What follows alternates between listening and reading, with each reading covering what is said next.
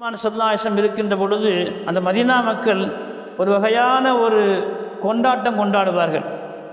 அந்த மதீனாவில் இருக்கக்கூடிய மக்கள் ஆண்டுக்கு 2 முறை ஒரு விதமான பண்டிகை கொண்டாடுவார்கள். ஆட்டம் பாட்டம் களியாட்டம் என்பதாகலாம். காரணம், அன்றைய காலத்திலே அவுஸ் ஹஸ்ரஜ் என்று சொல்லக்கூடிய 2 குடும்பத்தார்கள் காலமெல்லாம் சண்டையிட்டு கொண்டு கிட்டத்தட்ட 120 ஆண்டுகள் சண்டையிட்டு கொண்டிருந்தவர்கள் அவுஸ் ஹஸ்ரஜ் அவர்கள். அந்த கூட்டத்தார்கள் 2 பேரும் சண்டையிட்டு கொண்டு அங்கே புகாஸ் என்ற ஒரு பெரிய கோட்டை இருக்கின்றது. அந்த கோட்டையில் தான் அந்த சண்டை நடக்கும். அப்படி சண்டை நடக்கின்ற பொழுது ஒருவரை தாக்கி கொண்டு ஒரு கூட்டத்தார் ஒரு முறை வெற்றி வருவது, இன்னொரு முறை இன்னொரு கூட்டத்தார் வெற்றி வருவது. இந்த அவுஸ் ஹஸ்ரஜ் யாருன்னு கேட்டிங்கன்னா அதாவது வெளியாட்கள் கிடையாது.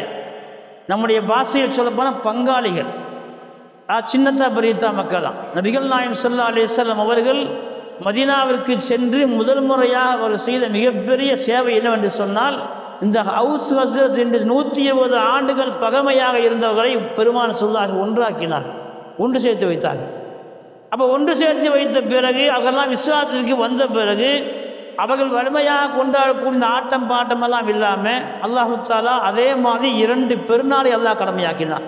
ஈதுல் ஃபித்ர் ஒன்று, ஈதுல் அத்ஹா என்று. அப்போ அந்த ஆட்டம் பாட்டம் கொண்டாட்டத்திற்கு மாற்றமாக அந்த நாளையில் நாம் சந்தோஷமாக இருக்க வேண்டும்.